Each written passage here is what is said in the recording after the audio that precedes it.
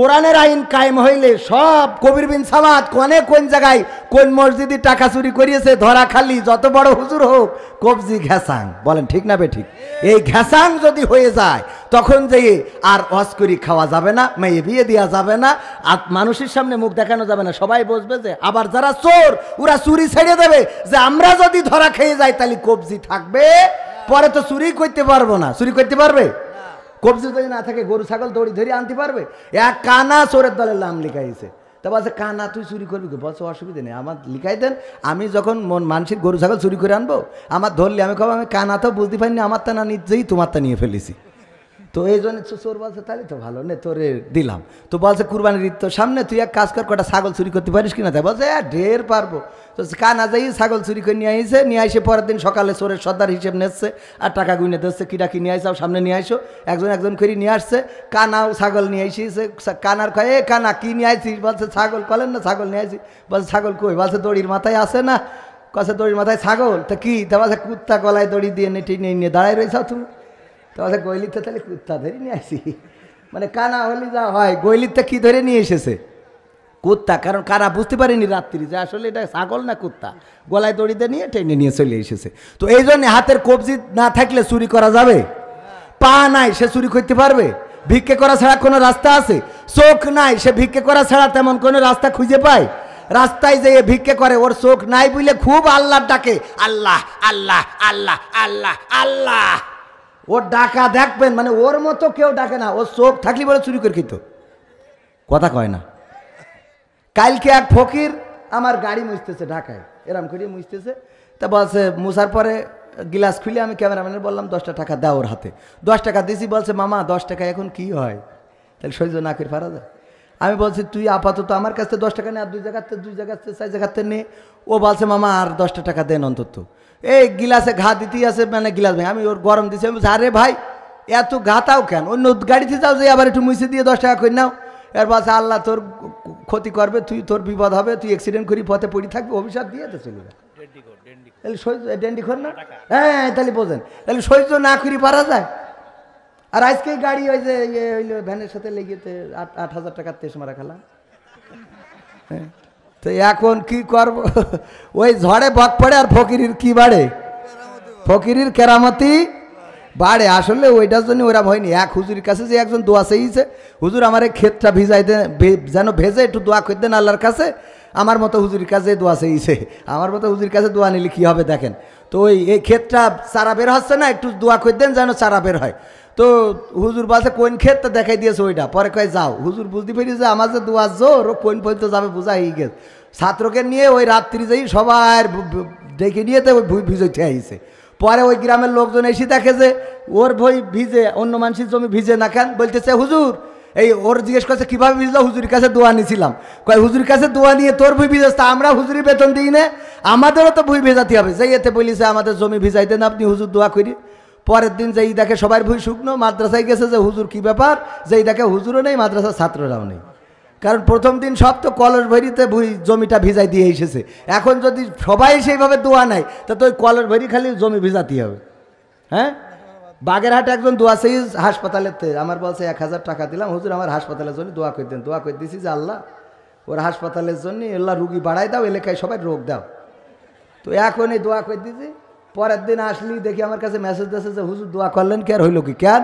তা বলছে পুলিশ এসে আমাদের হাসপাতালে 1 লাখ টাকা জরিমানা করে। ঠিক আছে, তাই বললাম আপনার দোয়া কবুল হয়নি এটা মনে করেন না, কবুল হয়েছে। মানে ঝামেলাটা হয়েছে আপনি 1000 দিয়েছেন, আবার গ্রামের লোক সবাই মিলে তো আরো বেশি টাকা দিয়েছে।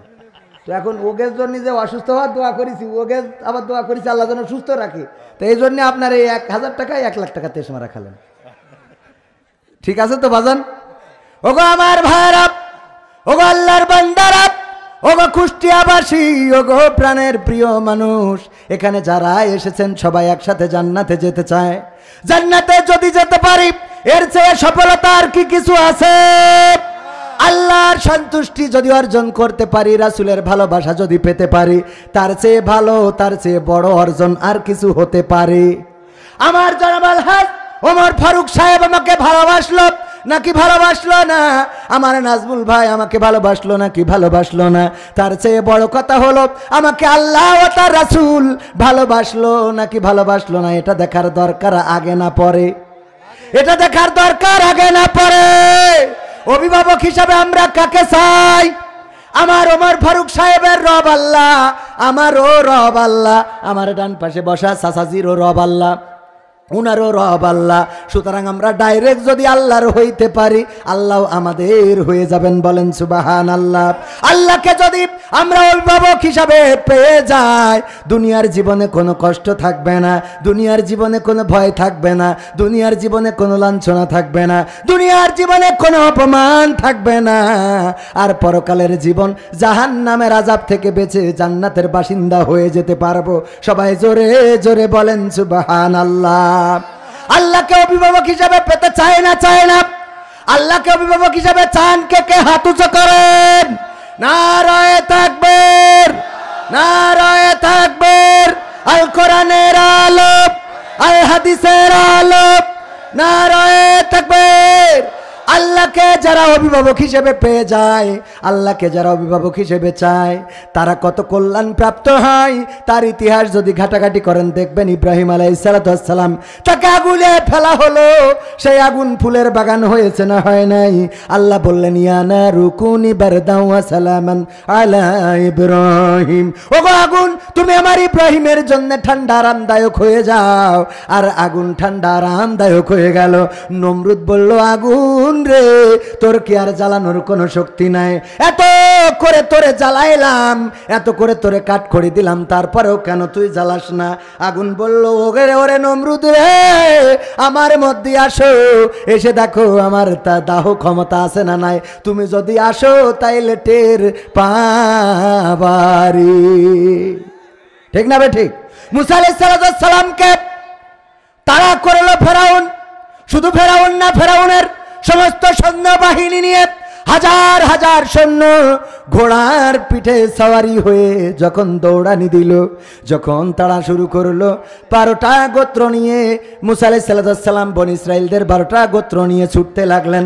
ছুটতে ছুটতে যখন নদীর কিনারায় পৌঁছে গেলেন, সাগরের কিনারায় চলে গেলেন, তখন আল্লাহর নবী মুসা আলাইহিস সালামের সাহাবীরা বলল ওগো মুসা গো, আসো আমরা স্যারেন্ডার করি, আমরা স্যারেন্ডার করে বলি যে আমরা ফিরাউন তোমার হুকুম মেনে নিলাম। কেন স্যারেন্ডার করব? তা না হলে তো হয় আমাদের নদীর পানিতে, সাগরের পানিতে ডুবে মরতে হবে, অথবা আমাদের ফেরাউনের সৈন্যবাহিনীর ঘোড়ার পদতলে পিষ্ট হয়ে মারা যাওয়া লাগবে, কারণ হাজার হাজার সৈন্যবাহিনী আর আমরা মাত্র 12টা গোত্র। আল্লাহর নবী মুসা আলাইহিস সালাম বললেন ভয় পাওয়ার কোনো কারণ নাই, আমাদের অভিভাবক হিসেবে আল্লাহ রাব্বুল আলামিন আছেন। আল্লাহ রাব্বুল আলামিন বললেন মুসা হাতে কি? বলল লাঠি। লাঠি দিয়ে কি করো? ছাগলের পাতা পাড়ি, মাঝে মাঝে রাস্তা থেকে ইট খোয়া বালি সরাই ফেলি, ছোট ছোট ইট পাথরের নুড়িগুলো সরাই, হাঁটতে যদি কষ্ট হয় সেগুলো লাঠি দিয়ে বাড়ি দিয়ে চলে যায়। আল্লাহ বলল ওই লাঠি দিয়ে বাড়ি দাও। এবার যেই লাঠি দিয়ে তুমি রাস্তা পরিষ্কার করে ইট পাথর সরিয়ে রাস্তায় হাঁটতে থাকো, ওই লাঠি দিয়ে সাগরের সমুদ্রের পানিতে বাড়ি দাও। আর অমনি বাড়ি দিলেন, রাস্তা করে দিলেন কি? আসলে কি বাড়ি? লাঠির বাড়িতে কি রাস্তা হয়? লাঠির বাড়িটা দিলেন আর রাস্তা করে দিলেন আল্লাহ। কারণ এই বনি ইসরাইলদের 12টা গোত্রের অভিভাবকের দায়িত্ব নিয়েছিলেন কি?